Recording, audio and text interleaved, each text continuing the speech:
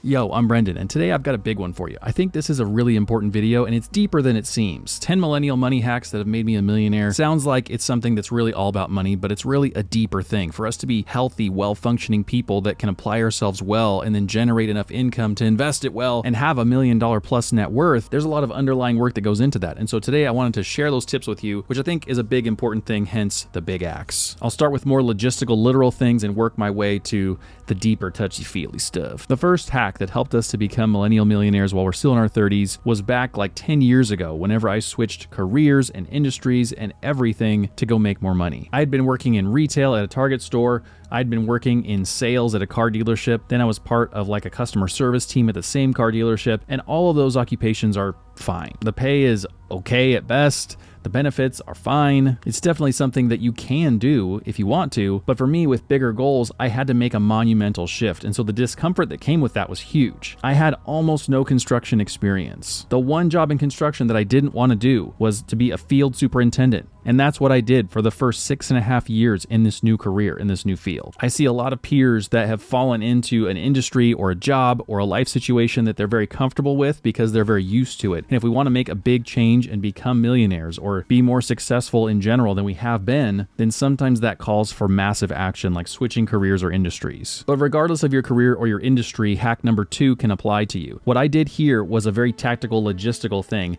and that was automatically contributing as much as we could to our 401ks, and then any extra money that we had that we could set aside for investing, A, we did, and B, we tried to max out our IRAs as much as possible. There's sort of a 3-part strategy for us there. Number 1, the automatic contribution makes things easy. You don't have to be disciplined. It just happens. You sort of reset your normal to think that your income level was here. You just also reset your expectations to know my income's down here now. That money, it's gone. I'm not going to spend it. I'm not going to think about it. That's 401k money. It may as well not even be mine yet. The next part about that was taking advantage of our 401ks. My wife has access to a Roth 401k, which has different tax treatment than I do because my 401k was a traditional 401k. But either way, we're getting tax benefits from using these accounts and we're getting employer matches. Not every 401k comes with an employer match, but a lot of them do. And this can be an immediate 3, 4, 5% boost on your savings whenever you invest that much money and they match it. It's totally incredible. If you're missing out on this opportunity, you're missing out on a big chance to grow your net worth. Then the third part of this plan was the flexibility that IRAs give us. Because for me, I was investing in a traditional 401k, I didn't have any kind of Roth money. There was no Roth happening for me. And so I was missing out on the added flexibility that Roth has over something like a traditional 401k or a traditional IRA. And so any of the extra money that we had that I was able to invest for myself went into that Roth IRA. That way, if I need to take out my contributions sometime, I can. And because that money is with after-tax dollars,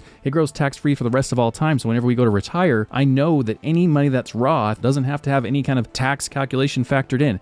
It's all after-tax money. It's all tax-free from there on out. So we were able to take as much advantage as possible of the benefits that we had and then also plan out both kind of tax scenarios so that no matter what happens in the future with tax rates or what our income does or anything else, we have options to play with so that we can minimize our tax bill in retirement. Hack number 3 was career growth. Yeah, it's really nice to switch industries and go after something that makes more money, but then if you go and do that and you don't do a good job, then who cares? You know, if Samwise went along with Frodo to go and try and get rid of the ring and he was like halfway committed, he kind of showed up late for work every day, he didn't chase after him and get in that canoe whenever Frodo was going to go off alone, it wouldn't have happened. He wouldn't have grown as much as a person. The ring would probably still be around. It'd be a big problem. We'd all be working for Sauron. I see you playing on your phone. Get back to work. Instead, he showed up and he applied himself as much as he could every day, and that was really my goal whenever I went to work too, as much as possible. I never loved construction. It's not really my thing, but as much as I could possibly apply myself, I did. And specifically what I did was pay attention to the kinds of things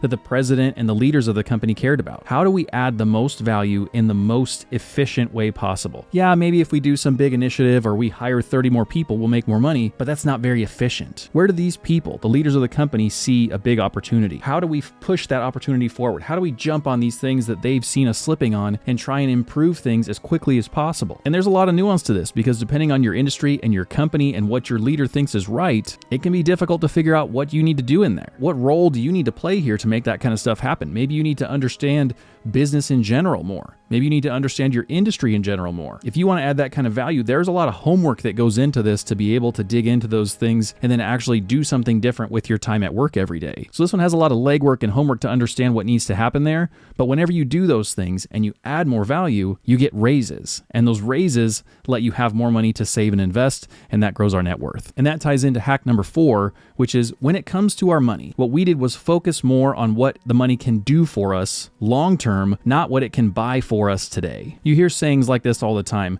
that poor people think about what money can do for them in terms of what they can spend it on. If you got $1 million today, what would you do? If your first thought is, I would buy this, I would buy that, I would buy that, then that's the kind of thinking that poor people do. Because what does that ensure? That you don't have the money anymore, right? It's gone. If you spent it all, you have some cool stuff and no money. Back to being poor. Middle-class people apparently think more about things that are kind of appreciating assets. Like maybe they would buy a house. Maybe they would buy a classic car. Maybe they'd do something like that that's a quality of life improvement, but also might kind of help their net worth long-term. Better than the poor person thinking, but not as good as the rich person thinking. The way that a rich person thinks about this kind of stuff is, hey, rich person, you're going to get $1 million today. What are you going to do with it? They immediately think about how they can deploy that money to make more money. And the number 5 hack really ties into that, because how do you do that? How do you just decide one day I'm not going to be thinking about stuff that I can buy, and instead I'll think about what this money can do for me? Like, how do I switch out of this mode that most of us frankly think that way? Well, hack number 5 is to refuse to compare yourself to others. For me, I decided I'm going to stay in my own lane. My life is not about comparing myself to my peers. My life is not about looking at Instagram and thinking, oh man, that would be so great if I could have a cool car like that guy has, or if I could go on vacations like they do. Studies show time and time again that social media makes us less happy over time, and I think a lot of that's because we're playing a comparison game. Why are they in better shape than I am? Why do they look happier than I do? All that stuff is a waste of time, and it drives us to consume more. Well, maybe I'll be as happy as them if I go on that trip and spend that money. No, that's not how happiness works. As much as I want to believe it, I love burritos and race cars. I would buy them every day if I could, or at least that's what my little lizard brain tells me to do. Deep down, I know that's actually not going to make me be happy. And so I've got to stay in my own lane and say, my life is not about trying to compete with people around me and compare myself to them and try and be just 1 or 2 notches ahead of these people in my immediate circle. My life is about something bigger and grander and deeper than that. We'll get into that more in step number 10. Another tactical way to do this is a very silly thing that has to do with marshmallows and children, and you've probably heard of this study. This is hack number 6, and it's all about delaying your gratification. They actually did a study with little kids where they put them in a room, and the kids thought they were alone. Of course, there's cameras on because they're studying them. And they said, hey, little kid, you can either have 1 marshmallow right now, or sit here for 10 minutes alone, and whenever we come back, you'll get 2 marshmallows. And they left them alone there in the room with a marshmallow and nothing to do. No toys, no iPads, nothing.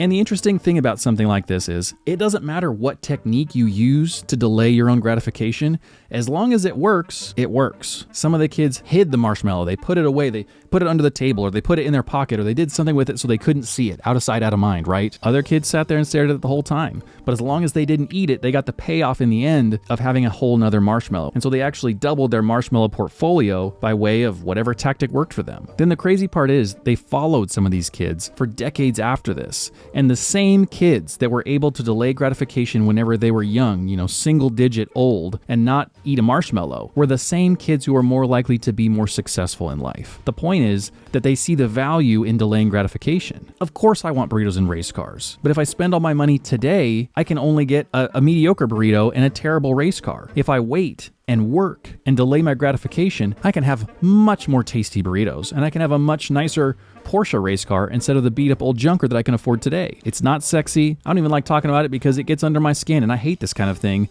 but I still recognize that it's true. And I recognize that we need to do this kind of thing to succeed the most in life. These last 2 hacks, number 5 and 6, refusing to compare and delay gratification, I think are a huge problem with us millennials. We were the first generation to grow up with the internet. We were the first people to be totally fully connected with cell phones from our teenage years on. And so no other generation in the history of humankind has been able to be in as much contact with other people, either literally or vicariously through electronic means, than us. At least until us. All the kids nowadays can do it too. Baby boomers didn't have to think about somebody going on some cool vacation because they posted on Instagram. Gen X didn't have to worry about that. We are unique in our bombardment of having to see all of this crap and have to deal with it. And if you ask me, we have an opportunity here to set an example for the generations that come after us. If we can create a healthy relationship with the people around us and not compare ourselves, not play the immediate gratification game, then we can help Gen Z and we can help our own kids learn this kind of stuff and be healthy people despite the level of comparison that's out there right now. Okay, enough soapboxing. Hack number 7, personal growth. For me, this has been absolutely instrumental in learning how to invest, in learning how to grow my career, in learning about business in general, and being able to have good conversations with people and be an informed person in general. Once we leave school, there's no mandate to learn anymore. We can completely stop learning and just sit around and watch Netflix and eat marshmallows if we want to. That sounds delicious right now. I keep talking about marshmallows. And about 6 years ago, I had no real desire to learn about business and deeper investing topics and the history of some company and what some CEO did and whatever. That wasn't part of my life. I cared about the people around me. I cared about rock climbing and having fun and messing around. But I realized I was being held down by my lack of understanding. And so I downloaded this little cutesy app called Libby. And what Libby does is connect to your local library. You get a library card, you put in your numbers into Libby, and then you can rent out audiobooks from the library totally for free and learn about millions of different topics. I may have listened to the Harry Potter series entirely through twice, also using Libby, so there's some fun there too. But at this point, I've literally read hundreds of business and finance and growth and investing and leadership books, and the vast majority of them have been totally for free. Just because we're millennials that grew up in the age of information and we have a lot of information at our fingertips doesn't mean we're taking advantage of it. I'm convinced that increasing your business vocabulary, your financial vocabulary, your understanding of how things work in the world of value creation, all that kind of stuff will only help you to be better at your career and make more money, which then allows you to keep and save and invest more money. If you want to fact check me on this, I dare you. Go to your library, get a library card, read 100 business books, and then come back here and comment whether or not it helped you or not. I'll be waiting for those comments a year or two from now. The 8th hack that helped me to become a millennial millionaire was running my finances like it's a business. And I feel like this is such a cheesy thing. Is this not so cheesy? Pretend like your bank account is your own business. Brendan LLC. It sounds so corny and it sounds like imaginative playtime, but it really is helpful to just imagine, especially after the personal growth that comes from reading and learning a bunch about business, to then apply those kinds of principles to your own money and your own life is very, very helpful. It's sort of like the way rich people would think about how you gave them $1 million and they immediately thought, how can I make that money grow more money? It's sort of similar to that, because if a company all of a sudden makes more profit, it's not like the company immediately says, you know what we should do? Have a giant pizza party. Let's give everybody $1,000 cash, have a big party, and blow all the money so we don't have any more. A company would never do that. Well, a good company would never do that. A company that's still in business would never do that. And yet that's how we treat a lot of our money. We get a raise or a bonus or a promotion, or heaven forbid somebody dies and we get an inheritance, and people just absolutely waste the money. Heck, even our paycheck is an opportunity for us to either leverage our money in the direction that a company would, or to waste it like that irresponsible partying company would. Despite its cheesiness, pretending that your overall life and money is like a business is shockingly helpful. That's another challenge for you. Hack number 8, just pretend like your finances are a business. Come back to me in a year and tell me whether or not it helped you. I'll bet you it will. Hack number 9 is almost like an inference about a lot of these all summarized into one, but I feel like it's something that I really struggled with and I had to hit kind of a low point in life to realize, and that was that I had to take ownership. No one is coming to save me. No amazing opportunity is going to be bestowed upon me that I have to just wait around for and then somehow things will work out. My own financial situation is my own fault. And so it's my responsibility to figure out a way to fix it. I think it's crazy to talk to certain people and they just assume stuff's going to work out. I don't know what's going to happen. Someday something will happen and I'll be really well off and I'll be carefree and everything will be fine. I've talked to some millennials and they think that's going to come from crypto. Some people think that somehow they're still going to make it as a pro athlete. Other people think that maybe if somebody dies, then they'll make a bunch of money. And still yet a whole nother cohort of people just has a random vague feeling, like a vibe, that everything's going to work out and I'm going to somehow become wealthy someday. And yet we don't take ownership to make that happen. Unless you are the one driving that reality forward, it ain't going to happen, guys. I'm going to tell you right now, nothing like that will happen. For me personally, if I'm going to overshare a little bit here, I didn't even realize I was believing something like that. I was vaguely positive. I'm an optimistic person. I have hope in the future. But to a certain degree, I just thought that, yeah, someday I'll make a lot of money and someday I'll be able to kind of make my logistical, literal, material dreams come true and everything will be okay. And you know what? Maybe I deserve that kind of now because I work really hard and I apply myself and I think that I should be deserving of that now. My millennial brethren, we sometimes have this kind of disconnect where we don't realize how little value we're actually providing. Maybe I'm just talking to myself here and I was at a stage where I was an egotistical jerk and I didn't understand my own lack of value I was providing, but I had to come to a hard realization that I was not as hot as I thought I was. I got sat down by some people at work and they said, you know what, Brendan, we think you're doing an okay job. It's not terrible, but we think you could do a lot better. And that was the bulk of the conversation. And I was like blown away because A, I expected to go in there and get a promotion. I thought we were all sitting down to pat me on the back. We were not doing that. B, what the hell kind of meeting is that? It was super vague. I was like, okay, what do I need to work on? And they were like, we're not sure, but we think you've got more potential in you than what you're showing.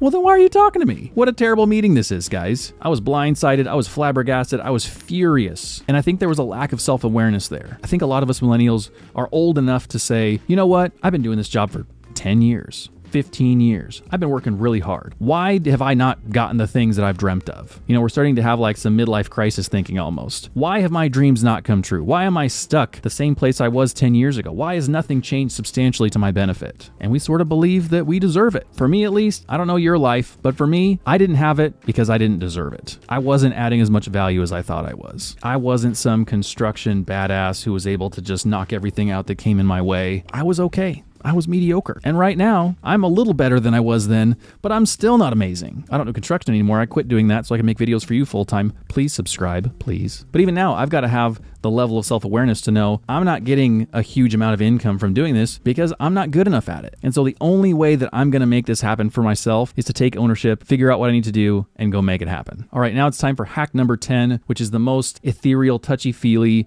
and also the most impactful out of all of these. And that is prioritizing health. And when I say health, I mean both emotionally and physically. Whenever I do that, whenever I'm in a healthy state, both in my emotional world, my mental state, and how I'm feeling about life and the people around me and what my worth is, as well as being fairly healthy and sort of fit and taking care of myself physically, I am much more able to work hard on something that's useful and difficult. I'm much more able to learn a new thing about finances or my career. I'm much more able to apply myself and take on more at work. I don't know about you, but for me, whenever I'm not well emotionally and mentally, I just fall into like a spiraling pit of wastefulness. I waste time watching videos about cars or far off places I wish I could travel to. I download video games on my phone and just while away hours. I eat tons of junk food and chocolate and whatever I can get my hands on. I avoid working on anything that's constructive and useful. And it's taken me basically 36 years to realize that that cycle keeps happening. Whenever I get into this unhealthy state where both my mental and my physical health are tied together and I get into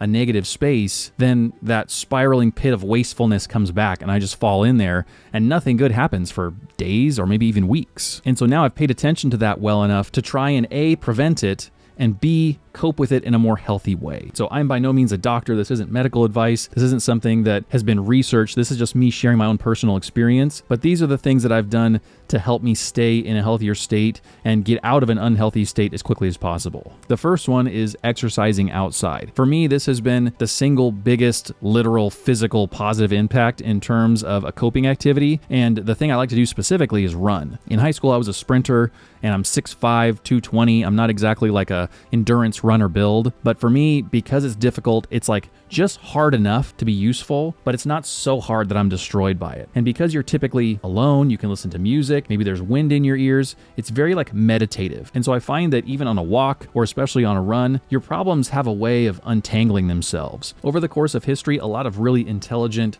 and well thought out people have gone on walks to help them think through a problem. And it's been shown in studies that that helps us to figure stuff out. It's like the shower thoughts section of Reddit, where you have nothing else going on. You're able to have these unique kind of ideas pop into your head in your shower when you're doing something else. For me, exercising outside has given me a lot of those same opportunities where somehow my problems seem clearer and simpler than they were before. Healthy coping number 2 for me has been speaking openly about my fears and my stress to my partner primarily, and then also to my friends and family whenever I deem it appropriate. And I know this kind of thing is not attractive in general, but especially probably to men. We don't want to come across as being whiny or needy or lame, and that's not what the point of this is. We're not going to come across that way. Our goal whenever we share with somebody, at least my goal is to help them understand what I'm going through, to help them to see where I'm coming from, what's in my head right now, and to offload that and get that out of my head just so I can share that with them. I think it gets pretty awkward whenever somebody is really stressed out and you have no idea why. So whenever I'm able to share with my wife, hey, this is what I'm afraid of right now, or this is what I'm stressed out about, it's nice. She knows that I'm not mad at her, or I'm not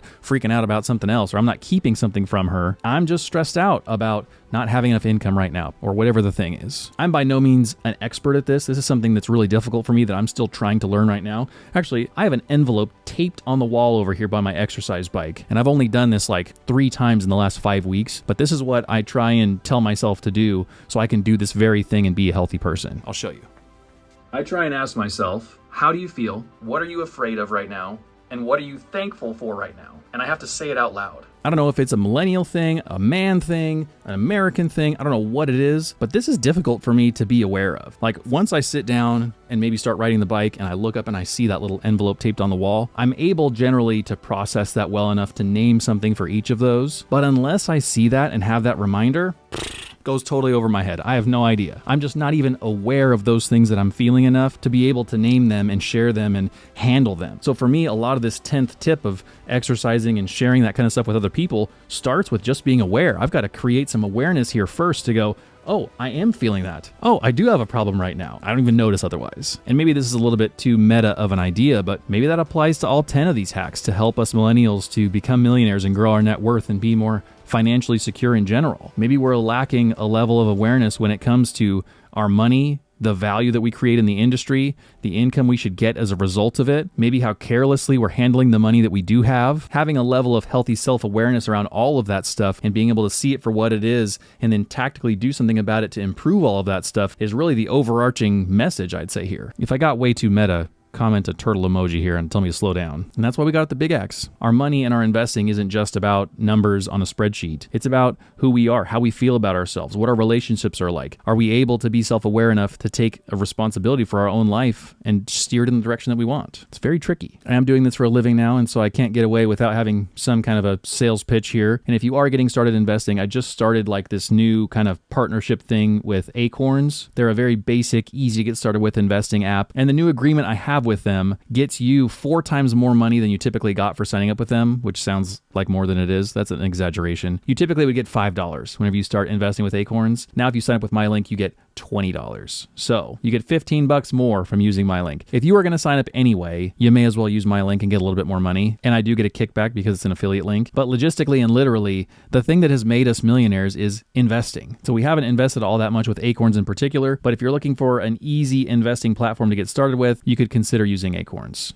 And consider using my link. If you're curious to see what my review is of Acorns over the last 4 years, you can click right here and see what that is. Otherwise, YouTube thinks that you'd like to watch this video next. Wow, so interesting. Look at that beautiful, handsome man on that thumbnail. And if you haven't subscribed, then click on my little face right here, and I'll see you guys later. Bye.